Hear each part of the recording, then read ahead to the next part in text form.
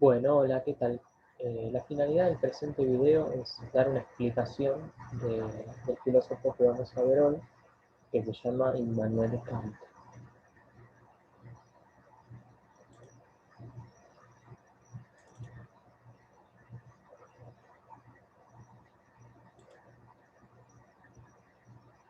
Bueno, eh, lo principal que hay que entender de Kant es que el conocimiento para él es un acto activo, valga la redundancia, ¿no? De ahí viene la palabra acto activo, ¿no es cierto? Para ver cómo llega a eso, vamos a ver las posturas que vimos anteriormente. Tenemos que para Descartes el verdadero conocimiento es el conocimiento matemático. Eh, Hay algo que no se vio en clase, pero lo que hay que entender es que para Descartes nosotros nacemos con ciertas ideas y entre esas ideas con las que nacemos, ¿no es cierto?, están las ideas matemáticas. ¿Por qué llega a esta conclusión Descartes? Y porque son ideas que no cambian. Por lo tanto, son ideas que tuvieron que haber nacido con nosotros.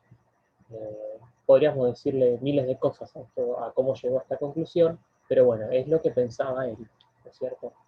Entonces, una idea era verdadera si, por ejemplo, si la idea de 2 más 2 era igual a 4, ¿no es cierto? Si se llegaba a esa conclusión, era una idea verdadera y eso estaba en nuestra cabeza. Por otro lado, para el filósofo Hume, el verdadero conocimiento se da mediante la experiencia, como ya vimos, ¿no? O sea, cuando recibíamos las impresiones, eh, de alguna manera nos llegaba el conocimiento, ¿no es cierto? Tanto impresiones que teníamos en nosotros, digamos, de afuera, ¿no? Como las sensaciones, o ideas, digamos, o impresiones que teníamos en nosotros mismos adentro, ¿no? Que serían las reflexiones, ¿no? Como que estoy triste, estoy contento, estoy enojado. Pero para ambos son cosas que recibíamos, ¿no? Digamos, para Descartes eran ideas que ya teníamos adentro y las teníamos que recibir pasivamente, y para Hume justamente lo que teníamos que hacer era eh, recibir esas impresiones y nosotros así nos íbamos formando después, por ejemplo, las ideas, ¿no? Que eran los recuerdos digamos, de las impresiones. Bueno, para Kant es muy importante porque el conocimiento es una actividad que desarrolla el sujeto, es una actividad que hace el sujeto. Por lo tanto, el sujeto es activo en el acto de conocer. Podemos decir entonces que el sujeto construye el objeto, ¿no? Eh, no es que, acá hay que hacer una aclaración, no es que construya en el sentido de que lo hace con las manos, sino que lo que hace el sujeto es, cuando piensa las cosas, cuando piensa su realidad, la está construyendo. El sujeto no ve la realidad tal cual es, sino cómo se le va presentando a sí mismo, ¿no? Y acá hay un ejemplo que me pareció muy piola para explicarlo. El ejemplo lo saqué de un libro que se llama Principios de Filosofía de Adolfo Carpio. Eh, la- lo que se pregunta es, ¿qué pasaría si todos nos hiciéramos con lentes azules pegados a los ojos de forma tal que no podamos sacárnoslo? Entonces, cuando miraríamos las demás cosas, serían azules, ¿no es cierto? Eh, por lo tanto, nosotros construiríamos la realidad no como es, digamos, sino cómo se nos presenta a nosotros. En este caso, sería todo de color azul. El sujeto azularía, por decirlo de alguna forma, su realidad. Eh, entonces dice, bueno, Kant, está bien, para conocer necesitamos dos cosas. En primer lugar, necesitamos impresiones que nos vengan de afuera. Esto es muy importante. Esto viene un poco ya de Hume. Hume nos decía, bueno, conocemos porque nos vienen impresiones de afuera. Pero, dice Kant, no basta con esas impresiones para conocer.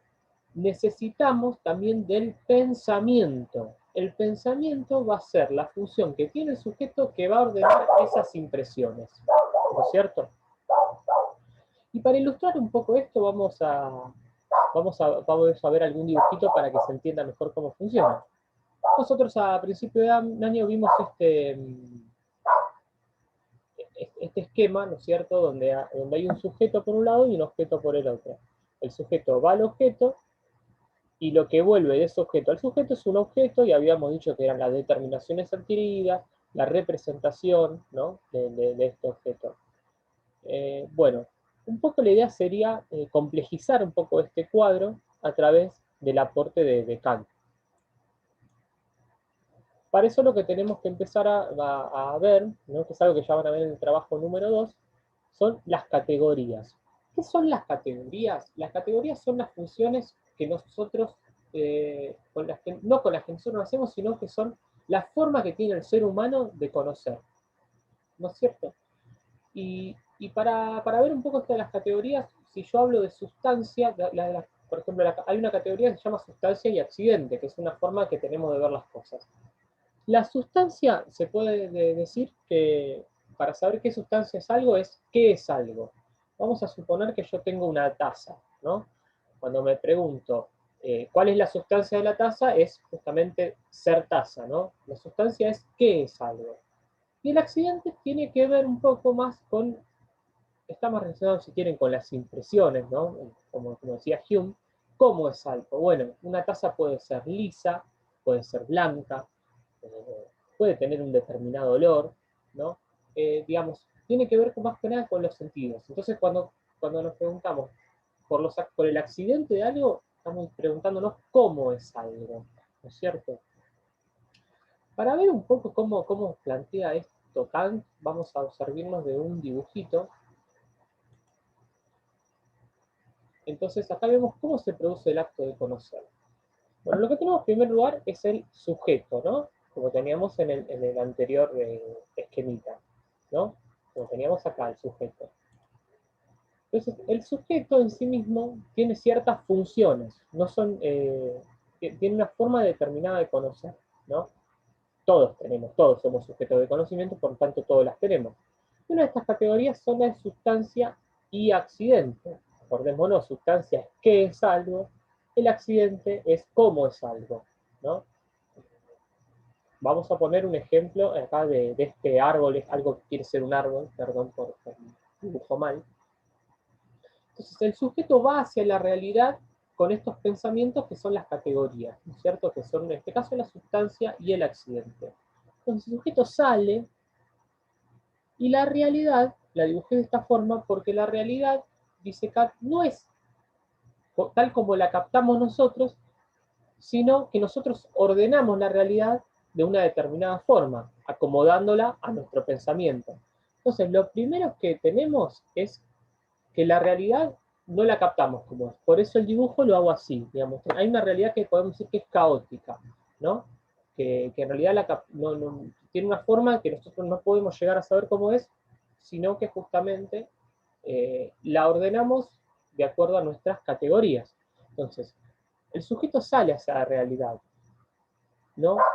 Y antes de ingresar, digamos, de ingresar ese objeto a nosotros mismos, lo que hace el sujeto es, mediante las categorías, en este caso sustancia y accidentes, ordenarla. Entonces, ahí ya nos queda la realidad ordenada. Entonces decimos, ¿cuál es la sustancia de esto? Bueno, la sustancia, digamos, lo que no percibimos mediante los sentidos, podemos decir que es algo, es árbol. Esta sustancia es árbol. Y los accidentes, en este caso, serían, por ejemplo, tiene las hojas verdes, el tronco marrón, las hojas son suaves, el tronco es un poco más áspero, ¿no es cierto? Tiene un determinado olor, son esas características que percibimos mediante los sentidos. Pero todas estas características no están dispersas por ahí, están en una sustancia, que en este caso es la de ser árbol. Y de esta forma, ¿no es cierto?, es que el árbol entra a nosotros, ¿no es cierto?, como representación, digamos, como cosa aprehendida, ¿no?, como cosa captada de afuera. Pero no quiere decir que el árbol sea así, sino que nosotros lo captamos de esta forma, ¿no es cierto? Bueno, esta es un poco la explicación de la forma de conocer según Kant.